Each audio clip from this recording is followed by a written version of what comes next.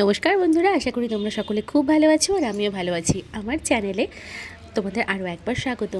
তো কাল ছিল 25শে ডিসেম্বর, তো একটা ছুটির দিন, সবারই ছুটি ছিল, তাই আমরা সবাই মিলে একটু ঘুরু করতে গিয়েছিলাম। এই যে আমরা বাড়ি থেকে বেরিয়ে পড়েছি, আমি, মা, বাবা আর তোমাদের দাদা ভাই, আর সঙ্গে গাড়িতে ছিল মামুনি, তারপর মামি, মামা, মাসি, মেসো সবাই। তো সবাই মিলে আমরা একটু ঘুরতে যাচ্ছি আজকে 25শে ডিসেম্বর, যেহেতু সবাই বাড়িতে আছি আর সবারই ছুটি, তার জন্য আজকের দিনে আমরা সবাই মিলে ঘুরতে বেরিয়ে পড়েছিলাম। আর আমরা কোথায় যাচ্ছি, তো যারা জলপাইগুড়িতে থাকো তারা বুঝতেই পারছো যে আমরা কোথায় যাচ্ছি। আর কোথাও যাচ্ছি না, আমাদের বাড়ির আশেপাশেই গাজলডোবা, সেখানেই আমরা ঘুরতে যাচ্ছি। আর এখানে ভোরের আলো রিসর্ট আছে, তো আমরা রিসর্টে যাচ্ছি না, আমরা শুধু একটু সময়ের জন্য ওই গাজলডোবাতেই ঘুরতে যাচ্ছি। তো এই যে তিস্তা ব্যারেজ, এখানে যেখান থেকেই সমস্ত যে ক্যানেলের জলগুলো সাপ্লাই করা হয়, তোমরা জানো অনেকেই। তোমরা পাশে যে ক্যানেলটা দেখতে পাচ্ছ সেটাই হচ্ছে তিস্তা ক্যানেল। তো এখান থেকেই সমস্ত ছোট ছোট ক্যানেলগুলোতে জল সাপ্লাই করা হয়। এটা হচ্ছে মেইন ক্যানেল। আর এখানে প্রচুর জল আছে, অনেকটা গভীর জল। আর জঙ্গল, তার পাশে যে তোমরা জঙ্গলটা দেখতে পাচ্ছ এটা হচ্ছে বৈকুণ্ঠপুর জঙ্গল। তো আমরা মাঝখানে একটু দাঁড়িয়েছিলাম, যে দেখো দাঁড়িয়ে তোমাদের ভিউটা দেখাচ্ছি, ভীষণ সুন্দর। আর আমরা এখানে ফটোশ্যুট করছিলাম সবাই মিলে। তো এই যে দেখতে পাচ্ছ এখানে মা, মামি, মাসি সবাই বসে পড়েছে ফটো তোলার জন্য। আর এই যে ফটোটা তুলে আমরা ওখানে একটুখানি দাঁড়িয়ে তারপর আবার গাড়িতে উঠে গেলাম। আর তোমাদের আমি রাস্তার ভিউ দেখাতে যাচ্ছিলাম, কিন্তু এই যে পেছন থেকে এই গাড়িটা এসে ডিস্টার্ব করে দিল, আমি দেখাতে পাচ্ছিলাম না তোমাদেরকে। তো দেখো সূর্য প্রায় ডুবো, আমরা যখন পৌঁছেছিলাম তখন প্রায় 3:30 বেজে গেছে। তো যেহেতু ছোটো দিনের বেলা আর এখন খুব তাড়াতাড়ি সন্ধ্যা লেগে যায়, তাই সূর্যটা অনেকটাই নিচে নেমে গেছে। তো পাশে ক্যানেলটা দেখো কত সুন্দর লাগছে দেখতে, সঙ্গে জঙ্গলটা, মানে এই ফরেস্টটা ভীষণ ভালো লাগছে দেখতে। তোমরা কে কে তিস্তা ব্যারেজে গিয়েছো, গাজলডোবায় গিয়েছো, আমাকে কমেন্টস করে কিন্তু জানিও। আর এটা এই ব্রিজটা দেখতে পাচ্ছ, এটা নতুন বানানো হয়েছে ট্যুরিস্টদের জন্য। মেন আকর্ষণ এখন এটাই, এটা দেখতেই অনেকে যায়। আর এখানেই ফটো, যত রিলস সব এখানেই অনেকেই বানায়। তো আমরা পৌঁছে গেলাম ব্যারেজে, তিস্তা ব্যারেজে, গাজলডোবাতে। তো আমরা এখন নেমে দেখতে থাকবো। এখানে অনেকগুলো বাঁধ রয়েছে, আর সঙ্গে তিস্তার জলগুলোকে এক জায়গায় করে নিয়ে সেখানে মাছ চাষ করা হচ্ছে। তো অনেক কিছুই রয়েছে ওখানে। তো চলো সবই তোমাদের আমি একটু একটু করে দেখাচ্ছি।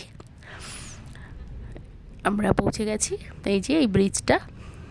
তো এত ভিড় ছিল কালকে, কারণ যেহেতু ছুটির দিন, তার মধ্যে 25শে ডিসেম্বর, তো সবাই মোটামুটি ঘুরতে বেরোয় এই দিনটাতে।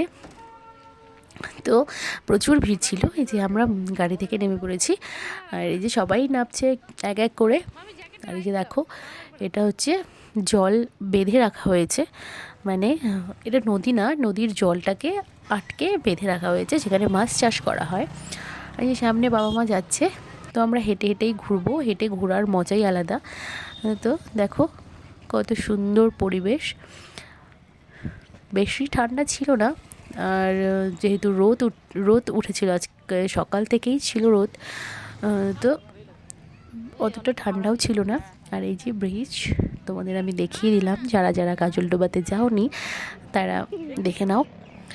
এই যে দেখতেই পাচ্ছ এখানে আমাদের মতো আরও অনেকে ঘুরতে গিয়েছে, অনেক মানে প্রচুর, মনে হচ্ছিল যেন মেলা লেগেছে। তো তারপর আমরা দাঁড়িয়ে এখানে খেলাম হচ্ছে মিশাল, তোমরা কী বলো আমি জানি না, তবে এটাকে 12 মিশালি বলে। তো সেটা খেলাম। তারপরে হচ্ছে মামা কুল নিয়েছিল, বন কুল, ছোটো ছোটো কুলগুলো, সেগুলো খেলাম। আর তারপরে রাস্তার যাওয়ার পথে একটা ছোট্ট কুল গাছ ছিল, যেখানে প্রচুর পাকা পাকা কুল ধরেছিল, সেগুলোও আমরা ছিঁড়ে ছিঁড়ে নিয়েছিলাম। আর এখানে হচ্ছে ফেরি করানো হয় নৌকোতে, তো সেটাই ওঠার জন্য আমরা গিয়েছিলাম। তো শেষ পর্যন্ত আর ওঠা হলো না, মানে উঠতে পারিনি আমরা। তো দেখো এই যে এটা হচ্ছে তিস্তা নদী, যে পাশে জল আটকে রাখা হয়েছে, এদিকে প্রচুর জল, প্রচুর মানে অনেক জল ওখানে। তো ওই জলটাই আটকে বিভিন্ন ক্যানেলগুলোতে সাপ্লাই করা হয়। তো আমরা এখানে নৌকোতে চড়ার জন্য গিয়েছিলাম, কিন্তু শেষ পর্যন্ত চড়া হয়নি, কারণ প্রচুর ডিমান্ড, মানে প্রচুর দাম চাইছিল, পার হেড 150 টাকা করে চাইছিল, তো তাই আমরা আর উঠিনি। তারপরে সেখান থেকে আমরা চলে গিয়েছিলাম যে গাজলডোবার বাজার বসে সেখানে। তো এখানে বিভিন্ন ধরনের খাবার, সবজি, একদম টাটকা টাটকা সবুজ শাক সবজি সমস্ত কিছুই এখানে পাওয়া যায়। তো আমরা গিয়েছিলাম মেনলি গাজলডোবার স্পেশাল চিংড়ির চপ খেতে। তো দেখো দোকানে কত চপ ছিল। তো তারপর আমরা খাওয়া দাওয়া করে ওখানে কিছুক্ষণ থেকে তারপরে বাড়ির উদ্দেশ্যে রওনা দিয়ে দিলাম। তো ওইভাবেই গল্প গুজব করতে করতে আমরা আসছিলাম, বিভিন্ন তর্ক বিতর্ক বিভিন্ন বিষয়ে আলোচনা হচ্ছিল। তো তারপর আমাদের রাস্তাতেই প্ল্যান হলো যে আজকে রাতে আমরা পিকনিক খাবো। তো তার জন্য আমরা নেমে পড়েছিলাম এই হাটটাতে। এটা হলো ভীষণ অনেক বড় একটি হাট, শিকারপুর হাট। তোমরা হয়তো অনেকেই নাম জানো যারা লোকালের রয়েছো। তো শিকারপুর হাটে আমরা গেলাম। তো ওখান থেকে মাংস নেওয়ার পর তারপরে আমরা বেলাকোবাতে নামলাম, কারণ বেলাকোবাতে মেশোর বেলাকোবার চমচম খাওয়ার ইচ্ছে হয়েছিল। তো মেশো ওখানে বেলাকোবার চমচম খাবে, তাই জন্য ওখানে নেমেছিল। আর তোমাদের দাদাভাই এখানে 2টো সিঙ্গাড়া 2টো মালাই চমচম খেলো, বাবা খেলো 2টো সন্দেশ, মানে ভাপা সন্দেশ। তো আমরা খেয়ে দিয়ে তারপরে ওখান থেকে সোজা চলে এলাম বাড়ি। আর এই যে বাড়িতে এসে সব রান্নার প্রস্তুতি সবাই মিলে করলাম। এই যে মাংস ধোয়া ধুই সব কমপ্লিট।